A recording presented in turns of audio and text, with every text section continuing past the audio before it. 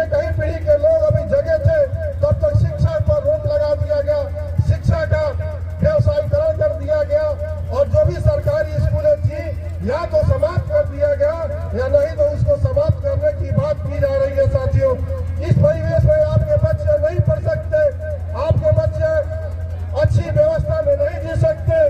साथियों, तब कहना चाहते हैं, लोग कहते हैं कि तमाम लोग आरोप लगा रहे हैं कि चंद माथेरो जी ने धर्म परिवर्तन की लहर लगा दी, धर्म परिवर्तन करा रहे हैं। साथियों, हम कहना चाहते हैं, आप पढ़े लिखे समाज में रहते हैं, धर्म का कोई परिवर्तन नहीं करा सकता। जिस तरफ से गुड़ का धर्म है मीठा लगना, नमक का है नमकीन लगना, चीनी का है मीठा लगना और मिर्चा का है कड़वा लगना, ठीक उसी प्रकार से धर्म का परिवर्तन नहीं किया जा सकता है। विचार आपको बदलना होगा, विचारों की परिवर्तन हो सकती है, संप्रदाय का परिवर्तन हो सकता है। निश्चित तौर पर जो पुराने रूढ़िवादी जमाने में आप जी रहे हैं उसको त्याग करके तथागत के बताए गए रास्ते पर चल करके, डॉक्टर अम्बेडकर के बताए गए रास्ते पर चल करके और चंद्रमा थेरो के रास्ते पर बताए चल करके आप निश्चित तौर पर आप महान बन सकते हैं। आपकी गरीबी मिट सकती है यदि आप बौद्ध धर्म अपना लिए तो निश्चित तौर में दावे के साथ कहना चाहता हूँ, इस गौरी बाजार की इस धमदेशना कार्यक्रम में निश्चित तौर पर आपने यदि अपना पुराना विचार बदल दिया तो आपको मान सम्मान अधिकार और स्वाभिमान से जीने की आजादी होगी। साथियों, कहना चाहते उदाहरण के तौर पर इस मंच पर मैं खड़ा हूँ, हम यादव समाज से, पिछड़ी समाज से और शुद्ध समाज से आता हूँ। हमको हमारे सुनने में कभी नहीं आया कि किसी भी बड़ी सभा में जो धर्मशालियों की सभा हो उसमें कोई यादव समाज का लड़का मंच पर खड़ा होकर के अपने साधु संतों के बीच में धर्म देशना हो करता हो, धर्म का प्रचार करता हो। निश्चित तौर पर शुद्ध समाज में जन्म व्यक्ति मैं अपने आप को बहुत ही सौभाग्यशाली मानता हूँ। इन गुरुओं के मध्य खड़ा होकर के बुद्ध की बातों में कर रहा हूँ।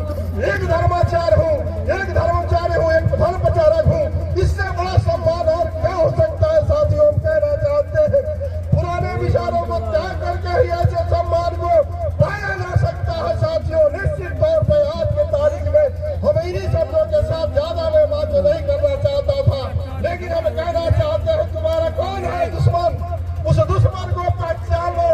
कौन है जो तुम्हारा समता स्वतंत्रता बंधुत्व से परेशान रहता है, कौन तुमको मंदिर में प्रवेश नहीं करना चाहता है, कौन है जो तुमको पढ़ाई और लिखाई से वंचित रखना चाहता है, कौन है जो तुमको तराई में खाने से एक समान साथ में बैठ कर नहीं खा सकता है, कौन है जो तुम्हारे वेशभूषा और तुम्हारे कल्चर का विरोधी करता है, विरोधी है, उसको पहचानने की जरूरत है। साथियों, इसलिए कहना चाहता हूँ, बहुजन समाज में जन्मे 85% लोगों, हम तुमसे निवेदन करना चाहते हैं, तोड़ दो उस गुलामी के बेड़ियों को, तोड़ दो उस पुरानी परंपरा को, अपना लो भगवान बुद्ध की बताए हुए रास्तों, अपना लो ये चाहते हैं चंद्रमा जी, उनकी बातों को आत्मसात कर लो।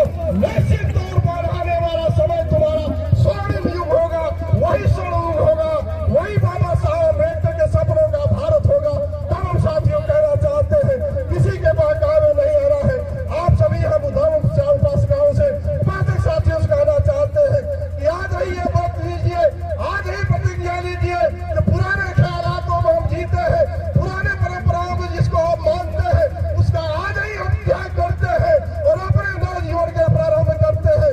इन शब्दों के साथ आए हुए सभी गणमान्य उपासक वैष्णव धर्म प्रेमियों का, अपने गुरुओं का हम अभिनंदन और स्वागत करते हुए, सबका सब अभिनंदन करते हुए अपनी बात को मैं कभी समाप्त नहीं करता हूँ, स्थगित करता हूँ।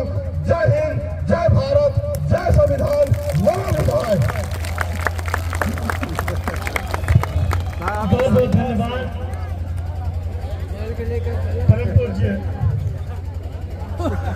भंते संगीत जी, बहुत ही ऊर्जा भरने का काम किए और सबके चेहरे पर जो खिलखिलाहट है निश्चित रूप से एक ताकत दे रही।